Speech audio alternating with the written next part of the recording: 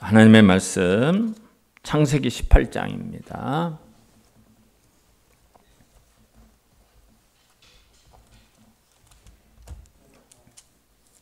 창세기 18장 1절에서 8절까지 봉독해 드리겠습니다.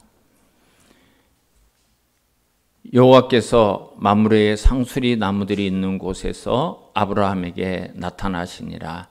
날이 뜨거울 때에 그가 장막문에 앉아 있다가 눈을 들어본즉 사람 셋이 맞은편에 서 있는지라. 그가 그들을 보자 곧 장막문에서 달려나가 영접하며 몸을 땅에 굽혀 이르되 내 주여 내가 주께 은혜를 입어 싸우면 원하건대 종을 떠나 지나가지 마시옵고 물을 조금 가져오게 하사 당신들의 발을 씻으시고 나무 아래서 쉬소서. 내가 떡을 조금 가져오리니 당신들의 마음을 상쾌하게 하신 후에 지나가소서. 당신들이 종에게 오셨음이니이다. 그들이 이르되 내 말대로 그리하라. 아브라함이 급히 장막으로 가서 사라에게 이르되 속히 고운 가루 세 스아를 가져다가 반죽하여 떡을 만들라 하고 아브라함이 또 가축대 있는 곳으로 달려가서 기름지고 좋은 송아지를 잡아 하인에게 주니 그가 급히 요리한지라. 아브라함이 엉긴 젖과 우유와 하인이 요리한 송아지를 가져다가 그들 앞에 차려놓고 나무 아래에 모셔 섬에 그들이 먹으니라. 아멘. 오늘 제목이 잘 대접합시다 합니다. 잘 대접합시다. 대접을 좀 잘 하셔야 돼요. 우리 그리스도인은 대접을 잘해요. 오늘 본문을 보면 이제 아브라함이 손님을 대접하다가 천사를 대접한 그러한 사건을 기록하고 있습니다. 여러분, 이것이 구약시대에 아브라함이 우연히 손님을 잘 접대했는데 나중에 보니까 천사였다. 한 분은 하나님이었다.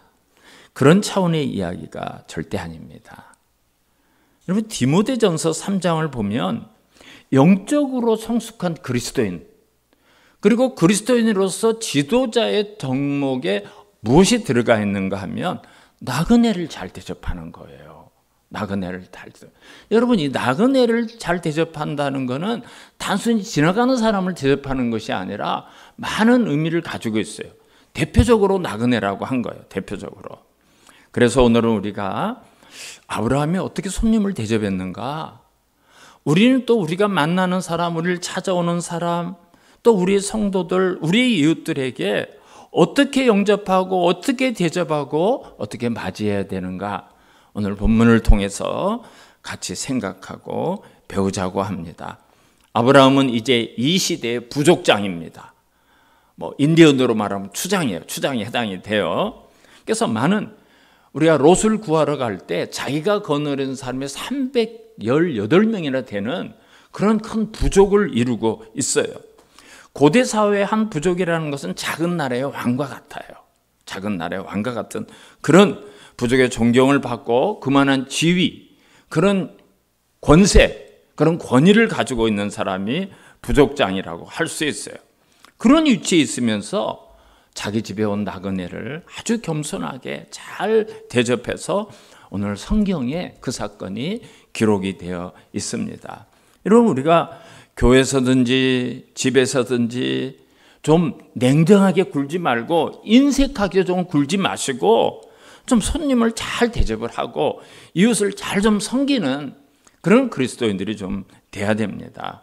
오늘 본문을 통해서 아브라함이 어떻게 손님을 잘 대접할 수 있었는가? 그런 비결과 이게 왜 중요한가? 이것이 왜 중요한가? 우리가 그거를 한번 그 비결을 배울 수가 있습니다. 어떻게 아브라함이 천사를 대접할 수 있었을까요? 오늘 1절을 보면 여호와께서 그 세 사람 가운데 한 사람은 하나님이셨습니다. 하나님. 근데 하나님을 알아본 것이 아니에요.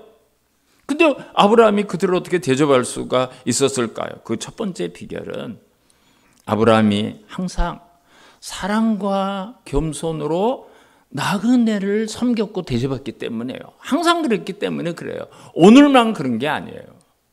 오늘만 그런 게 아니에요. 이날은 아주 뜨거운 날이었어요. 그리고 이 팔레스타인에 뜨거울 때는 정오쯤 얘기하는데요. 사람들이 일을 안 합니다. 너무 뜨거워서. 그냥 낮잠을 자고 쉬고 그래요.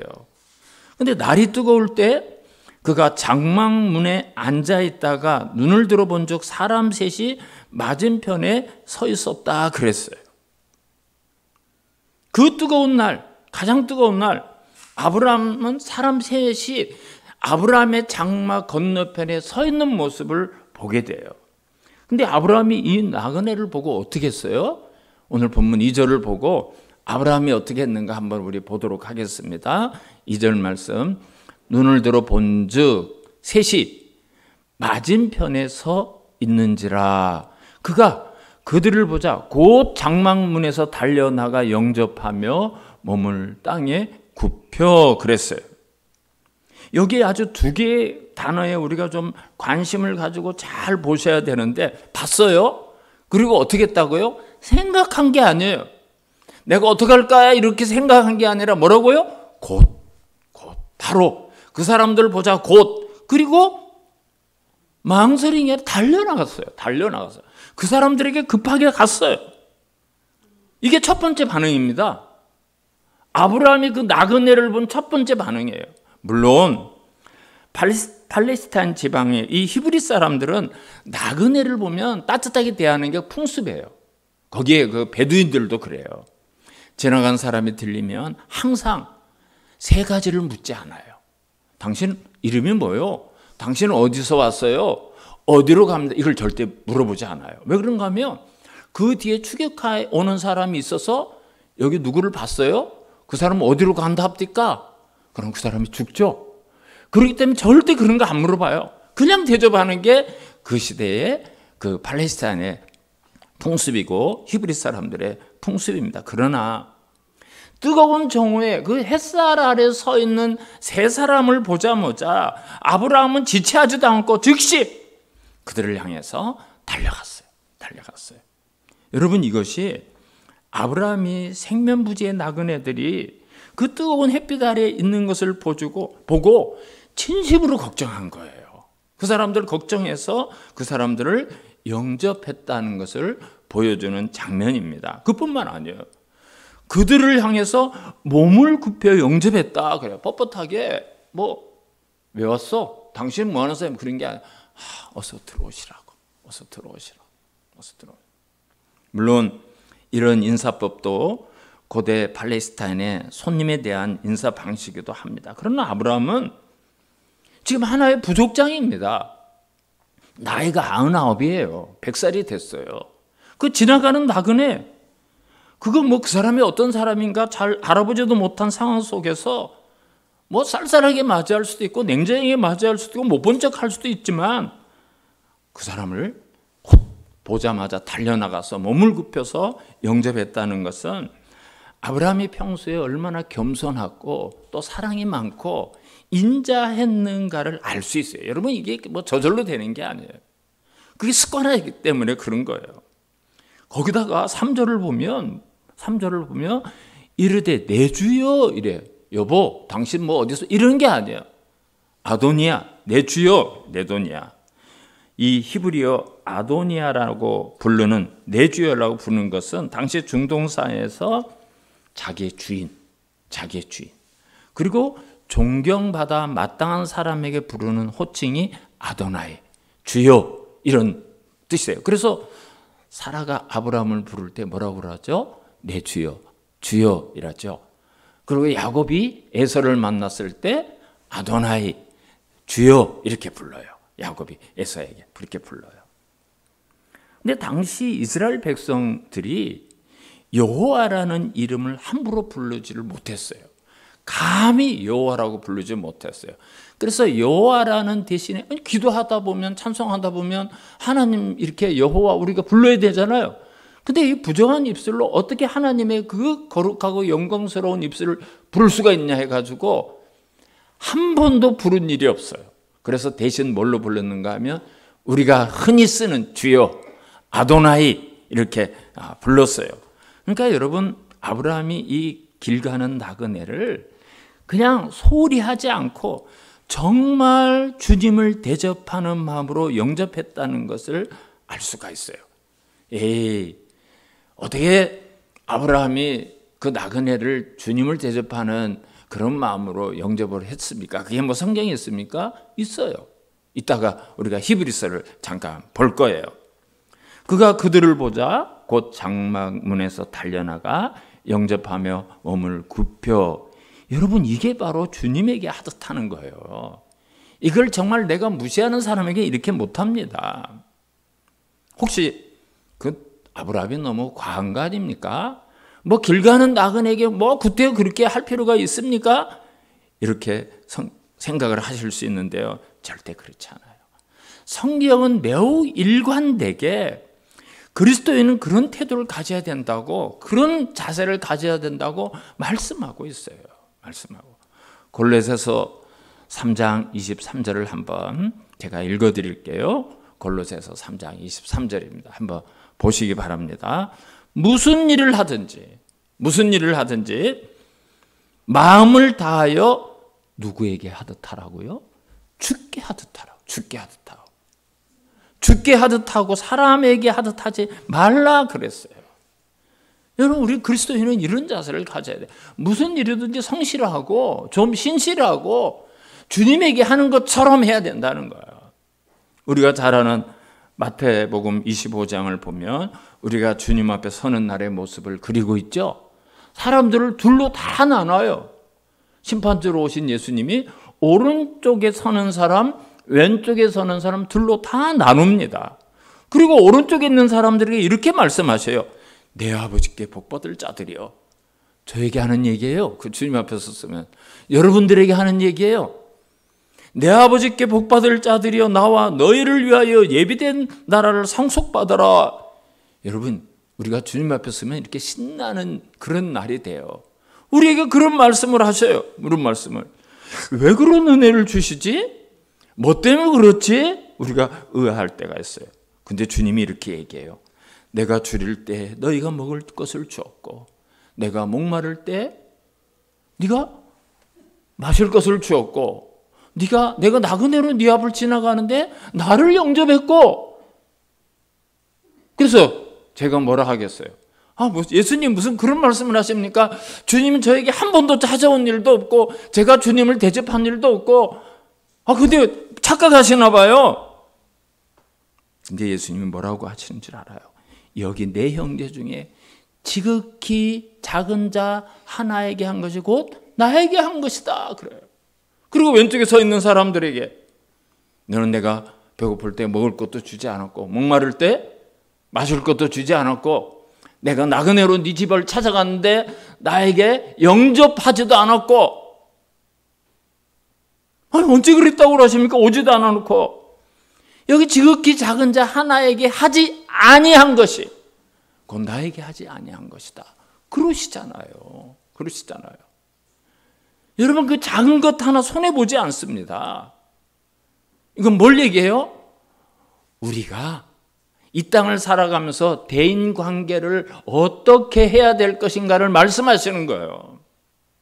대인관계를 이렇게 하라는 거예요. 그게 주님을 대접하는 거라는 거예요. 우리가 무슨 일을 하든지 누구를 만나든지 주님을 만난 것처럼, 주님께 하는 것처럼 한다면 여러분, 우리의 생활이 달라지고요, 마음이 얼마나 기쁜지 몰라요. 그 해본 사람만 알아요. 해본 사람. 마태복음 25장 40절을 보면 지극히 작은 자 하나에게 한 것이고 내게 한 것이다. 여기 세 개의 단어가 여러분 좀 우리가 관심을 가져야 돼요. 작은 자인데요, 별 볼 일 없는 자인데요, 어떤 작은 자예요? 지극히 작은 자. 정말 우리가 무시할 수 있는, 소홀히 할 수 없는, 가치도 없는 그런 걸 강조하고 있어요. 그리고 어떻게 해? 하나.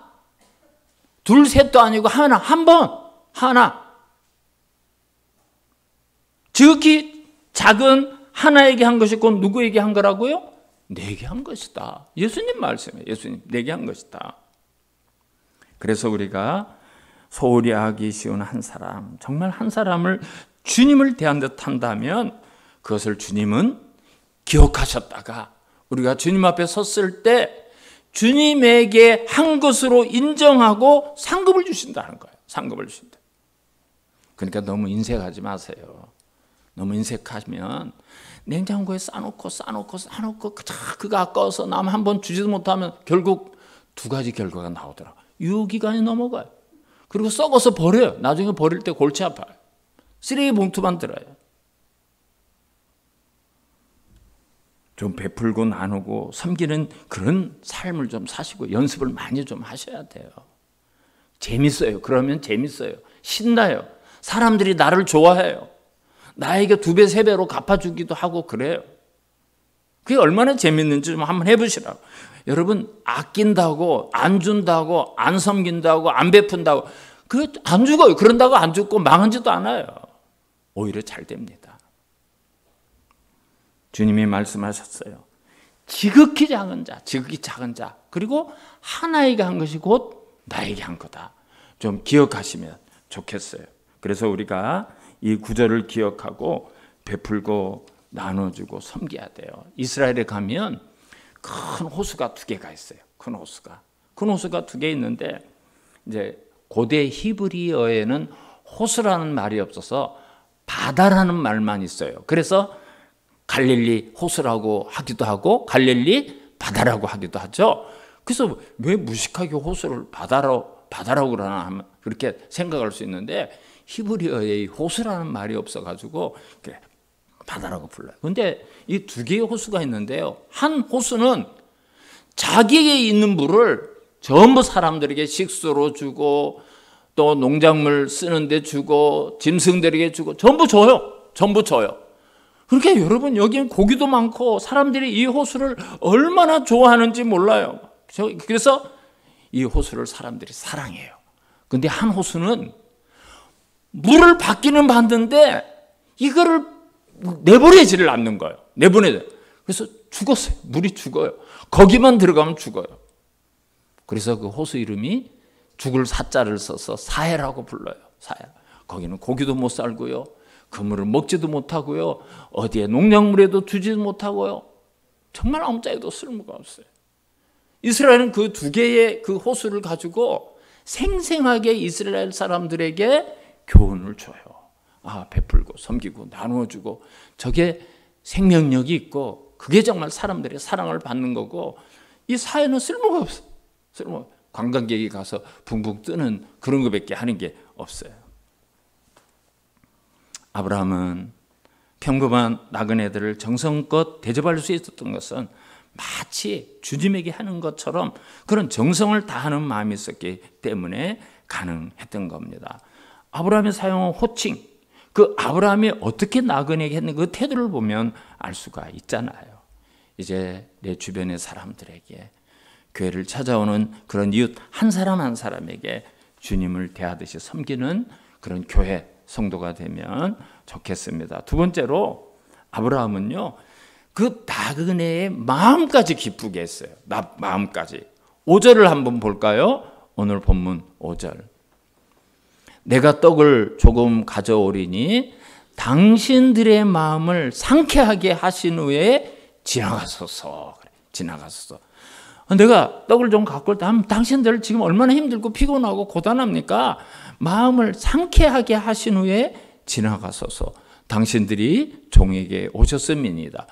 그들이 이르되 내 말대로 그리하라. 그렇게 했어요. 여기 마음을 상쾌한다. 이 히브리 말의 뜻은 기운을 차리십시오. 마음을 편하게 하십시오. 마음을 강건하게 하십시오. 이런 뜻이에요. 그러니까 여행에 지친 몸과 마음을 회복한 다음에 가라는 거예요. 최상의 대접이 뭔 줄 아세요? 그 사람이 마음을 편하게 해주는 거예요. 내가 대접하는 사람, 우리 집에 온 손님, 그 마음을 편하게 하지 않으면 그 소용이 없어요. 대접한 거 소용이 없어요. 내가 대접하고도 욕도 먹을 수 있어요. 우리가 남의 집에 가거나 어떤 분을 만나서 대화를 하거나 식사를 하면 굉장히 좋은 것으로 대접하지만 마음이 불편할 때가 있죠. 마음이 불편할 때가 있어요. 거북할 때가 있어요. 걸빠할 때. 근데 정말 나를 환대하는 사람은, 정말로 나를 대접하는 그런 마음을 가진 사람은 사랑 억지로 하는 게 아니면 우리가 알잖아요. 이게 억지인지 정말 기쁜 마음으로 하는지 알잖아요. 그죠? 물 한 잔만 마셔도, 차 한 잔만 마셔도, 과일로 한 쪽만 먹어도 감동이 오고 편하고 기분이 좋잖아요. 기분이. 그런 경험해 보셨을 거예요.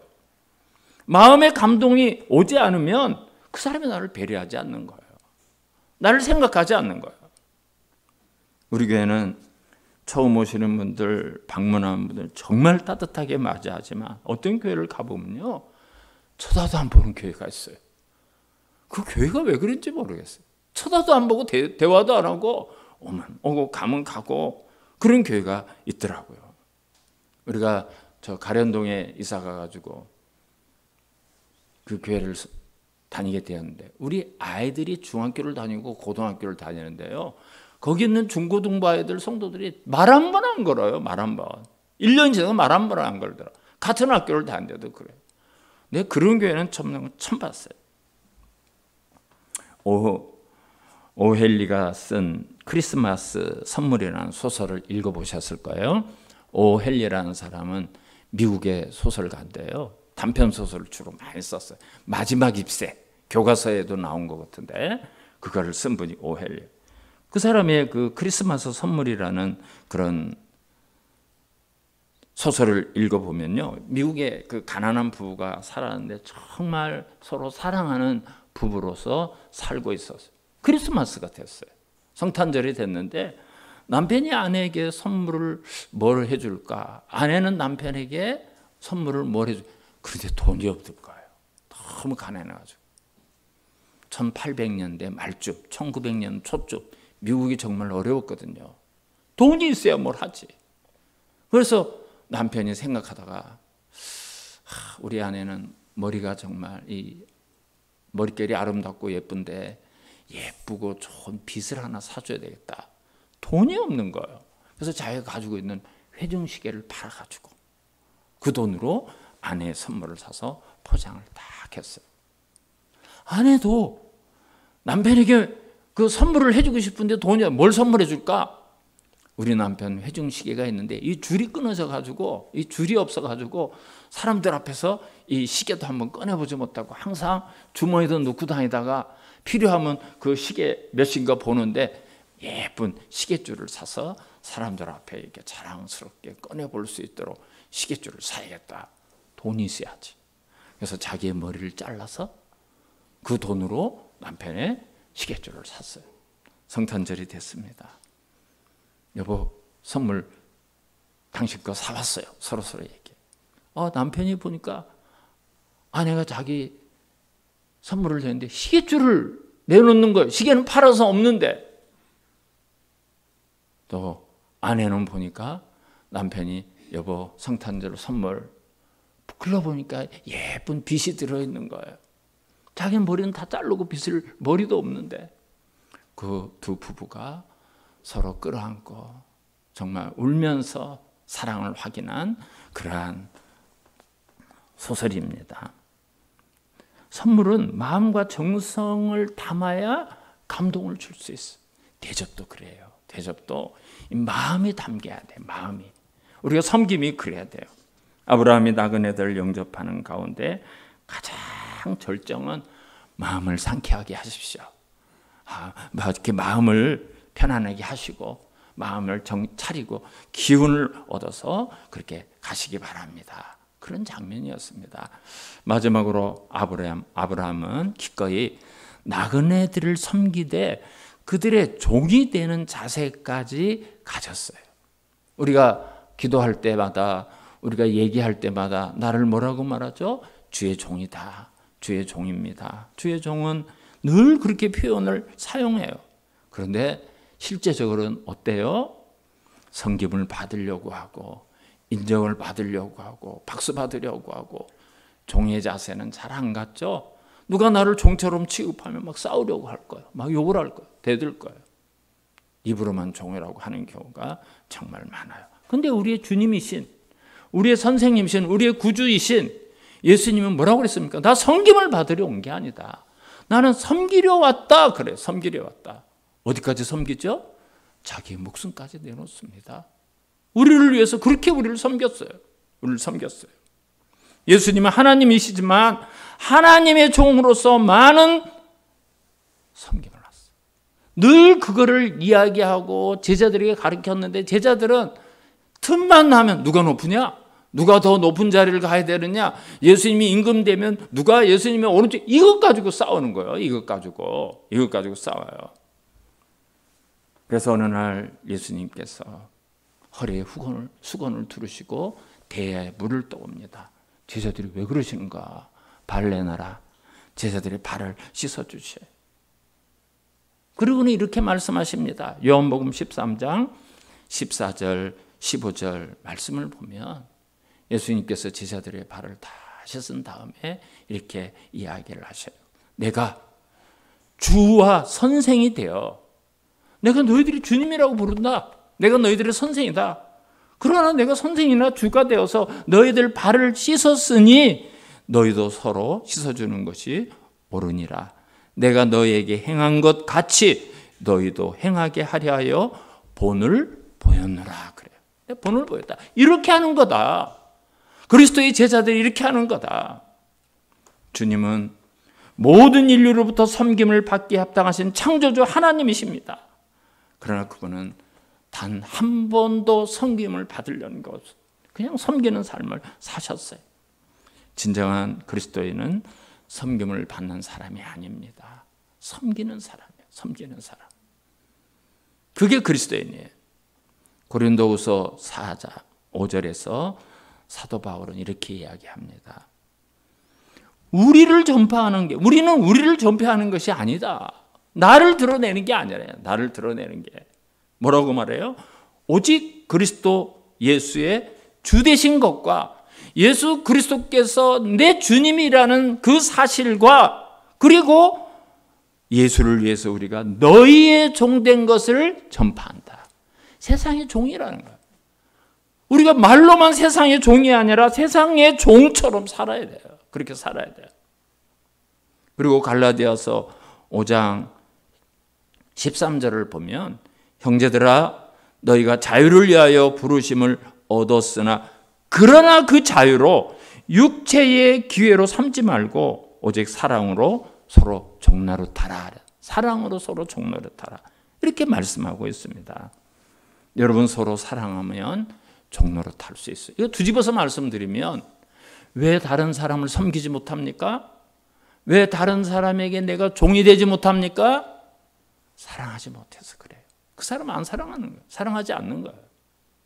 사랑하면 종으로서 할 수 있다는 거예요. 아브라함이 당신들의 마음을 상쾌하게 하신 후에 지나가소서 말로만 인심 쓴 게 아니에요. 예수님처럼 대하다 물을 가져다가 그들의 발을 씻어줘요. 이건 팔레스타인전이 전부 다 그 광야, 모래, 먼지, 바람은 또 얼마나 센지 몰라요. 그냥 온몸이 다 뒤집어 써도 눈만 내놔도 큰 먼지고 발은 뭐 양말이 있습니까? 그 다음 다 샌들을 신고 다니는데 발이 얼마나 먼지가 많아요. 근데 그거를 보고 물을 떠다가 그 발을 씻겨줘요. 그냥 마음을 상쾌하게 하십시오 이렇게만 하는 게 아니라 발을 씻겨주고 있어요. 그리고 6절 이하의 말씀을 보면 떡을 만들고 송아지를 잡아서 그 나그네들을 섬겼어요. 이제 우리가 다음 주에 살펴보겠지만 여러분 그 사람이 누군 줄 아세요? 그 세 사람 중에 한 사람은 하나님이셨고 두 사람은 천사였어요. 성경에 항상 하나님의 사자로 하나님으로 등장하는 사람인데 하나님인 분은 누군가 하면 성자 하나님이에요. 성자 하나님. 그리스도, 예수 그리스도예요. 세 사람 중 하나는 하나님이셨어요. 그리고 둘은 천사였습니다. 그래서 히브리서 13장 1절을 보면 뭐라고 말씀하는가 하면 형제 사랑하기를 계속하고 전제 조건이 사랑이에요. 형제 사랑하기를 계속하고 손님 대접하기를 잊지 말라. 이로써 부디 중에 천사들을 대접한 이들도 있느니라. 아브라함 이야기예요. 아브라함 이야기. 우리의 가정이든지 교회든지 우리를 찾아오는 사람, 내가 만나는 사람, 내가 교제하는 사람, 나와 함께하는 공동체의 사람을 잘 섬기고 영접해야 될 대상입니다. 모든 사람을 따뜻하게 잘 섬겨서 우리가 만나는 사람들에게 그리스도가 뭔지, 그리스도의 종이 어떻게 사는지 체험하게 해주셔야 돼요. 아, 예수쟁이니까 이렇구나. 예수 믿는 사람이 이렇구나. 욕하는 대상이 아니라 참 따뜻하구나. 사람 맛이 나는구나. 예수의 냄새가 예수의 향기가 나야 돼요. 그리고 우리가 섬기는 그 작은 것 하나, 정말 물 한번 대접하고 먹을 거 한번 대접하고 그 나그네 된 거 영접하고 아플 때 한번 그 찾아가서 본 거, 여러분 단 한 번도 하나도 손해보지 않아요. 우리 마지막으로 그 모든 것 주님이 어떻게 말씀하시는가, 우리가 마태복음 25장 35절 36절을 우리 같이 한번 읽어보고 마치도록 하겠습니다. 여러분, 우리가 주님 앞에 섰을 때 주님이 이렇게 말씀을 하셔요. 같이 읽겠습니다. 시작. 내가 줄일 때에 너희가 먹을 것을 주었고, 목마를 때 마시게 하였고, 나그네 되었을 때 영접하였고, 헐벗을 때 옷을 입혔고, 병들었을 때 돌보았고, 옥에 갇혔을 때 와서 보았느니라. 제가 언제요? 여기 지극히 작은 자 하나에게 한 것이 곧 나에게 한 거야. 착하고 충성된 종아. 그리고 칭찬받고 상급받고 정말 하나님께 영광을 돌리는 그날이 다 있으시기를 주님의 이름으로 축원합니다.